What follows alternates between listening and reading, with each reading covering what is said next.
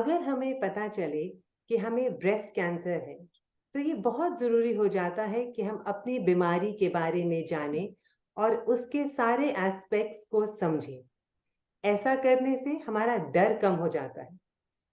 Knowledge is power ये हम अक्सर सुनते हैं, बट ये ज़रूरी है ये नॉलेज हमें ऑथेंटिक सोर्सेस से मिले, ब्रेस्ट कैंसर स्पेशलिस्ट से मिले, ना कि गूगल से और लोगों से। आज की हमारी स्पेशलिस्ट हैं doctor Geeta Kadayaprath, director surgical oncology, Max hospital, Patparganj. Welcome doctor Geeta, thank you for taking out time to explain various aspects of breast cancer surgery.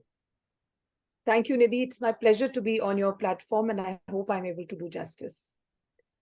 Doctor Geeta, जो पहला सवाल हमारे दिमाग में आता है वो है, क्या हर ब्रेस्ट कैंसर सर्जरी एक जैसी होती है या फिर अलग-अलग टाइप्स की सर्जरीज होती हैं? तो ब्रेस्ट कैंसर सर्जरीज हमेशा एक जैसी नहीं होती है। और सबसे बड़ा जो एक मिथ है वो ये है कि हर ब्रेस्ट कैंसर को हमें ट्रीट करना होता है ब्रेस्ट रिमूवल के साथ। वो एक सर्जरी जरूर है, पर वो सब में लागू नहीं होता। कईयों में हम ब्रेस्ट कॉन्जर्वेशन सर्जरी कर सकते हैं, जिसका मतलब है कि हम ब्रेस्ट बचाते हैं।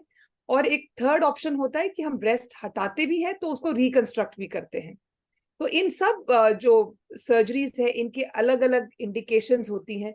जैसे अगर हम कहते हैं कि भाई मैस्टेक्टमी मैस्टेक्टमी यानी कि ब्रेस्ट रिमूवल सर्जरी करनी है, तो ये अक्सर उन लोगों में होता है जिनका कि ट्यूमर बड़ा होता है, या स्किन का इन्वॉल्वमेंट बहुत ज्यादा होता है, या फिर हम देखते हैं कि मैमोग्राम में बहुत ज्यादा माइक्रो कैल्सिफिकेशंस है, यानी कि छोटे छोटे कैल्शियम के डिपॉजिट्स हैं जो कि काफी बड़े एरिया को इन्वॉल्व कर रहा है ब्रेस्ट का। हमें हमेशा याद रखना चाहिए कि जब भी हम सर्जरी करते हैं तो हमारा सबसे सबसे इम्पोर्टेंट जो हमारे दिमाग में, जो डिसीजन मेकिंग में हमारे दिमाग में रहता है, वो ये है कि हमें ये ऑन्कोलॉजिकली सेफ होना चाहिए, यानी कि कैंसर रिकरेंस के चांसेस को एकदम निगेट करके तब जाके हम उस सर्जरी को पेशेंट के सामने रखते हैं।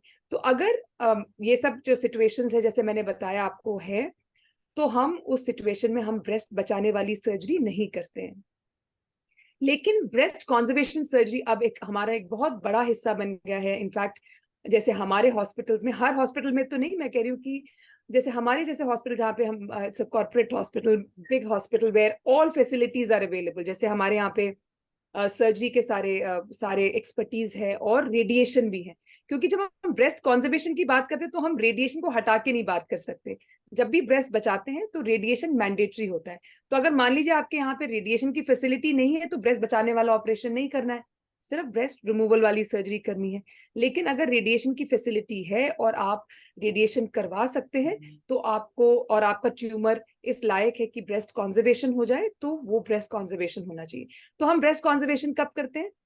या तो ट्यूमर बहुत स्मॉल है, आपके जैसा ब्रेस्ट के साइज के हिसाब से ट्यूमर इज स्मॉल, कोई स्किन का बहुत ज्यादा इन्वॉल्वमेंट नहीं है, और या तो फिर अगर आपका ट्यूमर का साइज बड़ा भी है तब भी ब्रेस्ट कॉन्जर्वेशन कर सकते हैं। तो उस सूरत में क्या करते हैं कि पहले कीमोथेरेपी दी जाती है, ट्यूमर के साइज को श्रिंक किया जाता है, और उसके लिए हम एक तैयारी भी करते हैं। जैसे जब हम लोग बायोप्सी कर रहे होते हैं तो हम अपने रेडियोलॉजिस्ट को बोलते हैं कि भाई क्लिप भी डाल देना आप उसमें। और जो यंग लोग होते हैं, खासकर यंग लोगों में ये बहुत होता है कि भाई हम ब्रेस्ट रिमूव नहीं कराना चाहते, हमारा ब्रेस्ट बचना चाहिए। तो उसमें हम क्या करते हैं कि पहले एमआरआई करते हैं और फिर अल्ट्रासाउंड के गाइडेंस में क्लिप छोड़ देते हैं ट्यूमर में। क्योंकि क्या होता है, कभी कभी जो कीमोथेरेपी, आजकल की कीमोथेरेपी जैसे होती है, उसमें क्या होता है कि ब्रेस्ट ट्यूमर जो है बिल्कुल ही गायब हो जाता है।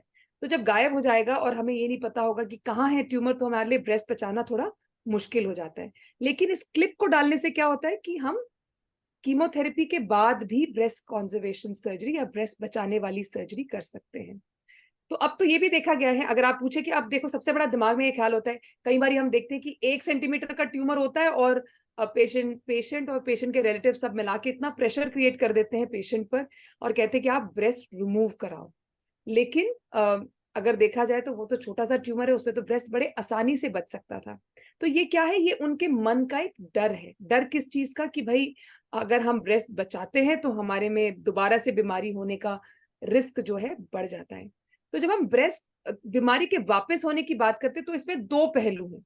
एक पहलू है कि वहीं पर दोबारा से बीमारी आने का, यानी कि जब हम ब्रेस्ट रिमूव करते हैं तो सिर्फ फ्लैट हो जाता है उस तरफ, चेस्ट वॉल की बात करते हैं हम।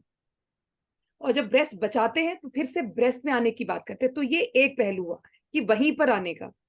और दूसरा पहलू जो है कहीं और किसी और ऑर्गन में बीमारी के आने का, जैसे कि लंग हो गया, लिवर हो गया, बोन हो गया, या ब्रेन हो गया, या फिर ओवरीज हो गई, ये जो एरियाज हैं जहाँ पे बीमारी जा सकती है, तो हमारा डर जो है एक्चुअली इन चीजों से ज्यादा है कि कहीं और बीमारी आ जाए तो आप जो है स्टेज 4 पर पहुंच जाते हो। तो वो हमारे लिए ज्यादा दिक्कत का विषय है। क्योंकि अगर मान लीजिए कॉन्जर्वेशन किया, ऑल्दो अब तो बहुत ही क्लियर हो गया है कि breast conservation plus radiation is equal to removal of the breast. तो दोनों में कुछ चूज करने के लिए नहीं है, दोनों में ही लोकल रिकरेंस यानी कि दोबारा से वहीं पे आने का जो रिस्क है लगभग सेम है। मैं क्यों लगभग सेम है कह रही हूँ, मैं कहूंगी अगर 1 to 3% चांस है ब्रेस्ट रिमूवल के बाद, तो ब्रेस्ट बचाने से 4 to 5%। So that's not very different. ये जरूर है कि जैसे जैसे टाइम निकलता जाता है उस पर थोड़ा सा रिस्क रहता है जिसमें ब्रेस्ट बचाते हैं।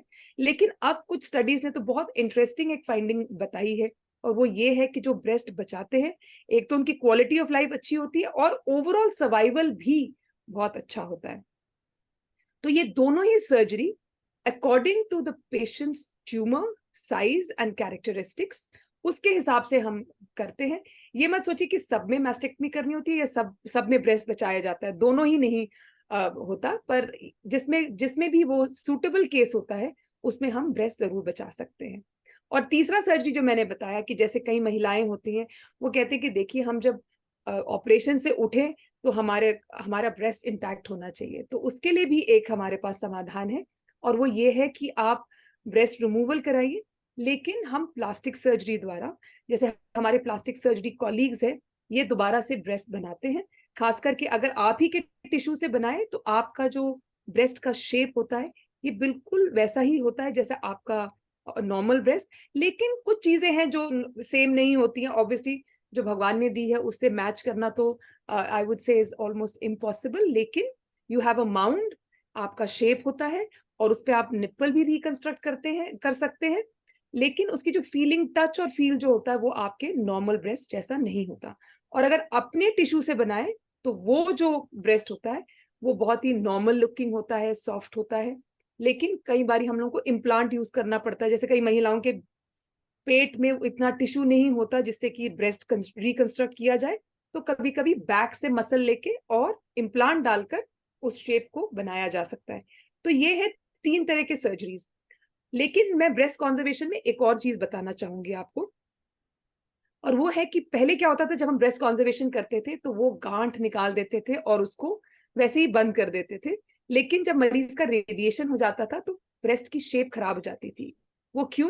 क्योंकि जहां से ब्रेस्ट का ट्यूमर निकाला जाता है वहां पे एक गड्ढा सा बन जाता है जो पानी से भरता है। तो जब पानी से भरा हुआ होता है तब तो शेप बड़ा अच्छा लगता है, लेकिन जब रेडिएशन हो जाता है तो वो दब जाता है, उसकी शेप बड़ी खराब हो जाती है।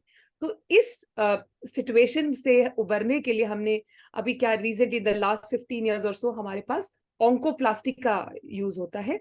तो ऑन्कोप्लास्टी जो है वो ब्रेस्ट सर्जन ही करते हैं, और वो हम आपके ब्रेस्ट टिश्यू को हिला के, या फिर आपके जो साइड में आपने देखा होगा आर्मपिट के नीचे वो जो टायर होता है ना, उसको उठा के परफोरेटर बेस्ड यानी कि उसकी ब्लड सप्लाई को इंटैक्ट रखते हुए उस जो एरिया को जहां से वो ट्यूमर निकाला गया है उसको भर सकते हैं।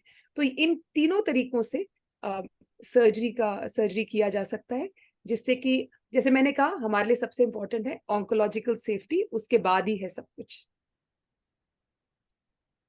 Thank you doctor Geeta. हमें इतना विस्तार से सिंपल लैंग्वेज जो बहुत जरूरी होता है, सिंपल लैंग्वेज। ज्यादातर जब हम मिलते हैं ओपीडी में डॉक्टर्स को तो इतना घबराया होता है पेशेंट कि इवन तो डॉक्टर सब कुछ बड़े अच्छे से पेशेंटली बताते हैं, बट वो ओवरवेल्म के चक्कर में वो इंफॉर्मेशन रजिस्टर नहीं हो पाती। तो थैंक यू सो मच। हम दोबारा नेक्स्ट एपिसोड में डॉक्टर गीता कदायप्रत से और एस्पेक्ट्स पूछेंगे ब्रेस्ट कैंसर सर्जरी के।